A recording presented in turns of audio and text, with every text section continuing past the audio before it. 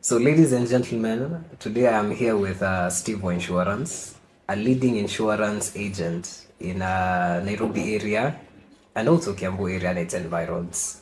So, I am here to spend the day with him just to get a look and feel of what a day in the life of Steve Insurance is. So, I'm going to ask him about his background. Why did he choose to go this line of insurance? His challenges, his visions, his current mission, and also possible partners he would like to work with. So this is going to be just a short interview. Make sure you watch till the end. Comment, like, subscribe and share to his channel. So Steve, habari yako ni aje manzi? Nzuri sana. Uko poa? Niko poa. Endelea tu salama. So I've seen you have a really nice place here. By the way, you have done so well for yourself. Na nashukuru sana because you have shown us that it's possible. You have shown the community that, you know what, I can have an idea, I can make it reality. But I'm sure it never was like this. At some point, you felt like you are in a dark tunnel before now the light of insurance shone on your life. Take us back down into memory lane. Where did all this journey of insurance begin? Now I'll mention how I came to Nairobi, because I was not brought up in Nairobi.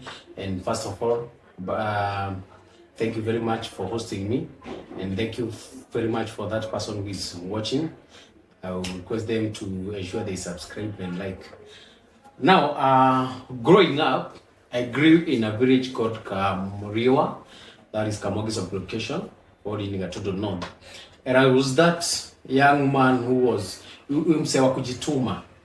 And I would tell my mom now and then, she loved me very much because ukitaka kakitu, actually ilikuwa anasema hata wakati anataka kuita mtu amtume hata kuwe ni asubuhi na gani, jina ya kwanza yangu ilikuwa inaapia kwanza. Mwanzo ukiniita ni kama niko ready kutumwa. And there was these words I used to tell her every single day. Madhe, hata ukiona nikifanya hii bidii, mimi nataka kusaidia watu, nataka kusoma nikuwe lawyer, na ndivyo niweze kutetea watu wangu. Na ujue si wewe peke yake. Shutu hapa nikimwambia ujue nikisema natetea watu si lazima wewe, hata wengine lazima niwatetee. So mimi unani bring up nikatetee watu wengine kado na nyumba yako. And so I went to high school and now realized the wait. That was back in I think 2010. I think 2009. I hear about now Obama. I hear about that time. That was actually 2007. Wakati Kongo Ivara was the MP for Gatudo North, and I was thinking, hey manze, what about nikisimama hii MP? Si nitafikia watu vizuri kuliko hata kuwa lawyer. And that is how my political ambition started. And I knew I'll be the someday. I actually thought about 2027 that I'll be for the MP for Gatudo North. Actually, the reason I'm talking about that story is because sababu nilikuja Nairobi, I was working in a shop. I was selling a shop, and I was doing so many other businesses. Ningenunua kuku nikiuza, betri pale ucha hazipatikani za simu, unajua mambo ya stima pale. So wakati nilipata opportunity ya kuja Nairobi, by the way msee wangu nilikuja kuenda na Duthi. Nikaona nikikimbia na hii senke na nikuwe karibu place yenye kuna mashule mingi. I've heard of Nairobi University then, KU. I knew I'll be able to learn, go back to the village with the wisdom of the town, so that when I represent my people, nitamake. So nikaona niwacha nifanye hii kazi niweze kusoma, and then nikasaidia watu wangu. Hapo ndipo nilikutana na mtu mmoja anaitwa Mwangi Kangara, is my mentor, my mentor at Grade 5 Insurance Brokers. Hapo ndipo nilianzia kazi. Hao ndio watu walinipea kazi ya kuenda na Duthi. And unajua ukiwa hard working unakaa ukifikiria vitu zingine hapa na pale, venye una grow unasoma mambo mingi. And now in this insurance I noted inakusaidia kufikia watu wale hawajui wanaelewa, wale hawana tuseme mtu mwingine, si kila mtu anajua hiyo simu yako unaweza pia ikava. And that is how now I dropped story na politics that was now in 2017 nikasema sinitumikie hawa watu, niwe nasaidia watu. And if you look at my Facebook page, you realize I had said nafikia wale wase wako pale Mageto Kasa, nilikuwa nimejiweka kama mse wa Kasa hapo pale, so nifikia mahasla wengi, na ndio maana nika come up with the motto that is very simple, that is understood in the grassroots: Sema Insurance. That is how I started insurance. Wow, that is a really nice background, by the way, considering you started it because of people, not you. Exactly. And I think that's very powerful, kwa sababu the people will always give you the motivation. Sometimes when you start it as your own, inakuwa ngumu kuwa consistent because the motivation sometimes is lacking. But when you look at where you've come from and the people that you are representing, the motivation becomes every time it's there. So let's delve into your life in Nairobi.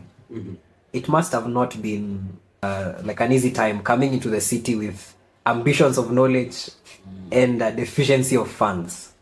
And I'm sure at that time you had a lot you wanted to do, but probably you did not know how to start, where to start, who to talk to, who not to talk to.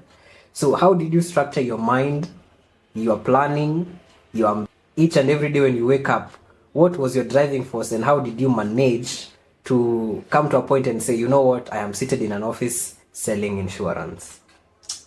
You see, mtu wangu, I used to work before I came now to Nairobi officially. I used to also work at Roy kwa mjengo, na yule the foreman was saying, he used to remind us, Nairobi umekuja kutafuta, wewe unahitaji tu mahali ya kulala. But wakati niliingia kwa now the where I was a rider, anzi hata zile za kupeleka nyumbani yazikwa. Una imagine mse alikuwa na, I was saving like maybe 20,000 and above then at the village when I was shopkeeping. Unakuja tao unapata zile ndo zinaingia. You see, umeambiwa utakuwa unapewa 13,000. Did I know kuna kitu inaitwa pay, kuna kitu inaitwa NHF, na hizi zile pia lazima upate. So unapata, nilikuwa nakaa pale Kibich na Basaba. Unapata unalipa nyumba 2K. Na again issue ya ghetto ni vizuri una run, it is an exciting life, but not when you are living. Baadaye ndio unakuja ku notice, by the way your story ilikuwa exciting. Unakaa press, umenunua kitu pengine, umeenda ukapata kajako kazuri, being in the industry unataka kuwa msafi pale ya Sultano, unaporwa mara kama hutapigwa kunyanywe. Kuna mse atakuja tu yanue aende nayo. Na irudi kwa soko, by the way uziwe tena na ununue. Unakuambia nguo yenye uliibiwa uliuziwa. Unakuja unauziwa. Wow. And then unapata ile ni price inakuanga na moto kila time, kila time unapata manyumba mingi zinachomeka nini. So unaishi na ile uoga. So nitasema it was a tough life, by the way. Ni mara mingi sana nilikula ugali na maji, especially wakati niacha hiyo kazi nikaingia kwa industry, niliingia IPA kuanza kufanya sales. Nilikunywa ugali na maji mara mingi sana. So it was, let's say it was tough. But God is good. You know, when you are persistent enough, siku moja form come to inajipa. You see, who is this gentleman? The guy who Abraham Lincoln, he tried I think 16 times to be the live around Abraham Lincoln. Kuna mse wetu hapa tu ni Nyandarua, is it no, it's Eldoret. The governor for anaitwa John something. Mse alijaribu mara 7. Alianza akiwa kijana, amekuwa governor akiwa mzee. So form tu ujipa tu kama unataka na kama uko willing. Okay, so before we go now, pahali ilifika ukaamua let me start my own office ya insurance. Let us look into the past kidogo. Looking back hizo miaka zote za nyuma. What are the 4 key life lessons zenye paka saa hii zinakusaidianga ku run your day-to-day activities? 4 things that you learned the hard way about this town, about this life, about this business. Before now we go now to Steve Wa Insurance as a brand. What are the 4 lessons you learned coming to that point? don't know what to start with, but one thing is persistence. Because it took a lot of persistence over 5 years ndio unakuja kupata kakitu unaweza sema I'm not yet there, but unapata at least sasa unaweza pata chakula, unaweza kula, unaweza kunywa, unaweza vaa na unaweza tembea Nairobi kama mtu yule mwingine yeyote. Another lesson I can talk about is the famous mind your business. I'm a social guy, no, I'm more social friendly. Kuna wase kibila tu hivi chimeonyesha mambo. Kuna watu nilikuwa napata mahali tutoto nikitoka tu kazi na tusalimia tu vizuri, wewe ni rafiki yangu, but siku moja katoto kamoja nilisalimia nikaona kamekimbia, nitaambia mama. Mimi niko na hizo story. Mimi sijui ni nini inaendelea. And then Masa anakuja ananishika mashati. Nao anataka kusema nilikuwa nataka kuripu mtoto wake. And then I come to realize kumbe hiyo ni story inakuanga Kibera. I acted well. I just laughed. Si kutoa fujo, mwanzo ingetoa fujo. Usually what those women do, wanakupeleka kwa chief, and because of the weight of that matter automatically utashindwa kwa, and then you get to pay them a lot of money zenye hata huna. So naweza sema nililearn ku mind my own business, naacha watu wafanye mambo yao, wewe unadeal na yako, unaomba Mwenyezi Mungu na unaendelea na unajipata maisha, mtakwaruzana na watu wengi vile. Number 3 is you need to keep your enemies closer sometimes. Not only ndio ujue kitu wanapanga, but saa zingine unakuwa na, for example, unakuwa na bestie, adui, unamchukia, but somewhere ni watu wengi sana hata tumepata wakitrade kwa TikTok na praise zingine. Juu walitajwa mahali, huu msee hakutarajia anamtaja positively, but unajipata mtu amesema kitu. Like for example, one of our employees alikuwa mkali sana. Na agetumwa, we were 2 messages. Agetumwa, alikuwa anakataa refresh. But sasa mimi ndiye nilikuwa naonekana na sitakiwa nimekataa kufanya kazi, and yet ni past working hours. Na hiyo ndio ilinifanya nikasirike na hii kazi na niende kwa Social Insurance. And then probably if they were too good to me, or if those enemies were not there, probably singekuwa place niko. So inabidi pia ukaribishe wale maadui karibu. And again ni God siku zote muamini, fanya vitu zenye nataka. Juu saa zingine unajipatanga umejiingiza kwa maguru, ungeingia juu ya kitu tu kidogo, probably juu huko era church hiyo day. Kuna zile vitu kuna siku moja nimeuziwa vitu, it was a gas. Nimeuziwa mtungi ya gas na wezi wameshikwa. Mimi sikujua ni ya kuibiwa, but sasa nakuja kufuatiliwa, inapatikana kwangu. And then huyu tajiri mwenye alikuwa ameibiwa, unajua sasa kuna ile sasa investigation unaulizia watu. Ikasemekana hapana, huyu kijana hezi hata familia yake hawezi fanya hivi. Huyu mtu ni mzee wa church. That time I was coordinator at Glory Church pale Kibera. So kuna mambo ingine kujituma tu. Mimi naambianga mtu hata kama huamini Mungu, basi make sure unaamini kitu, acha kukaa tu hivyo maisha. So Saja anasaidia mtu, kuna tu vitu utaepuka tudogo, maybe hata hujui wewe mwenyewe, but because you are somewhere, something will not get you somewhere. Wow, that's very powerful, by the way, and I feel like the people who are watching have really learned a lot from that story. Na tena hapo mwisho umesema kuhusu Mungu, na by the way ni ukweli, when you have God by your side, vitu zingine zinakuwa automatic. He is your lawyer, he is your judge, yeye ndo anaamua kesi. Because Tibu, imagine kama haungekuwa unajulikana kama mtu wa church, hiyo mtungi ungejitetea aje? That is why he's our Father at heaven. Ingekuwa ngumu sana. Okay. So now heading into your brand as Steve Insurance. Can you just give a brief description on what Steve Insurance is? Services zenye una offer, ni kina nani clientele wako? How do you structure your business, your vision, your mission, if somebody would want to work with Steve Insurance, how is it like?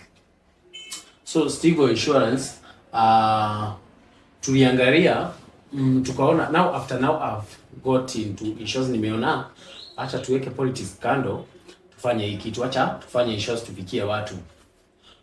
Realize as I said my motto about Sema Insurance, nataka tukaona in Kenya we need something that is simple, something you see wakati tunaenda kuuza some products outside there, unaenda unaambia msee that we have a domestic insurance cover or even a flex pack. Kumbe domestic cover ungesema tu home insurance na msee aelewe.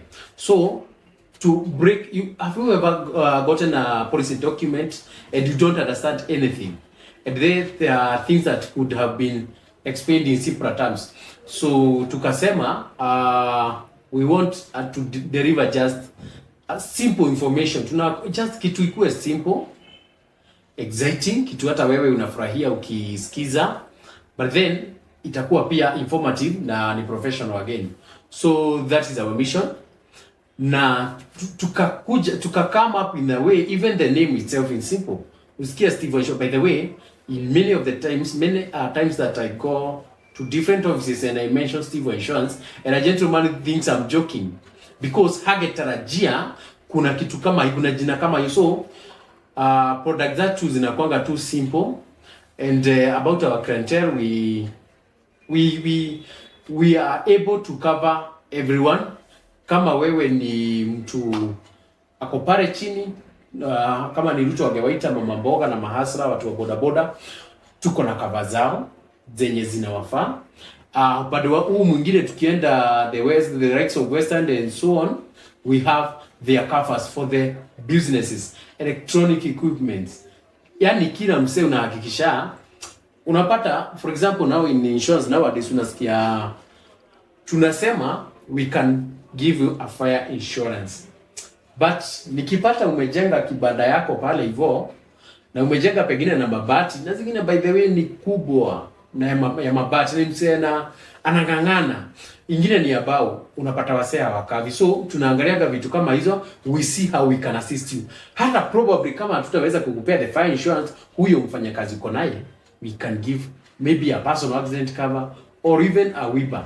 It's a very good or small consideration, a small premium, na tuna ensure uko covered. Kama tu ule msembigi yako kule juu. Unajua kama ni watu wa makampuni unapata wamechukulia insurance zao, wako na insurance mwingine. By the way, ukiingia ukikaa kwa meza, I had an employee some other time, not somebody I was interviewing, and the first thing she told me, do you offer insurance? Because they are indicted. Sasa utoko pale Nyamakema jeshi. Roho yametagwo jeshi. Sasa jeshi uke na ate gikorora amerona. Ule mse akonya Nyamakema atajuaje kuna fire insurance? Juu sisi pia hawa watu pia wanauza insurance, tuseme hivi tuwaite hivyo, unapata wanataka kwenda upwards. Wanataka kwenda Kilimani. Wanasema huko ndiko kuna watu wako na pesa. Na huyu mtu mdogo na huyu mwingine. So afadhali tuuze kidogo na tuuze kitu inafaa na tufikie mwananchi wa kawaida na kila mtu, hata yule tajiri. Mimi ukiletea hata sasa hizi ndege tutaishua, I'll give you the rates, but pia yule mtu akona kasimu kale kadogo ndio anaanza maisha nyumbani, yeye tutamkava na hatutabagua. Ikikuja ni claim, hatutaki kujua wewe sijui. Unajua kuna watu wanabagwanga, wanasema huyu akienda itapoteza mingi, lakini hawa wanaweza enda. Tutamserve vizuri with a lot of respect, the same with the other one.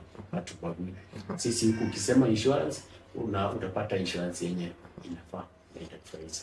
Wow, that is very broad and detailed, by the way. And I will urge everybody who's watching, if you have insurance and you know of somebody who does not, then please refer them to Steve, because he will educate them before now we come now to the business aspect of insurance. Sure. So Steve, as we conclude this discussion, I just want to know the challenges you face on a day-to-day.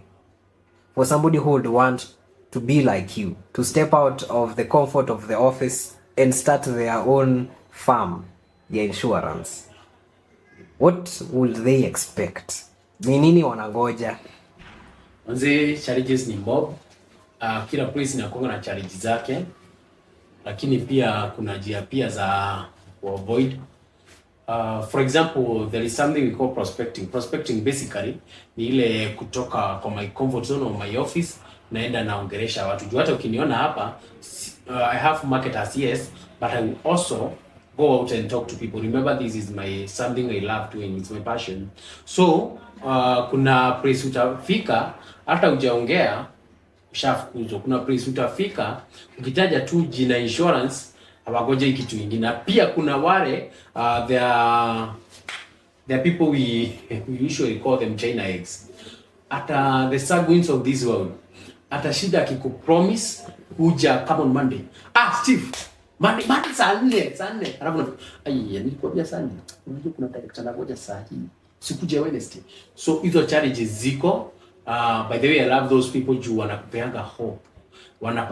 Wanafanyanga ufurahie, unajua kuna kitu unasema, kuna kitu unasikizwa. And again, ukifika hata kama ni kwa ofisi, the other day here I saw 7 men wase wakajo 7. Unashindwa wakajo wanakujia nini, and they just want to see the license. So you need the licenses za gava. Saizi unapata zimepanda nowadays. By the way, if you don't know, unapata even in the village wanalipisha, because I'm talking about all business, not only insurance.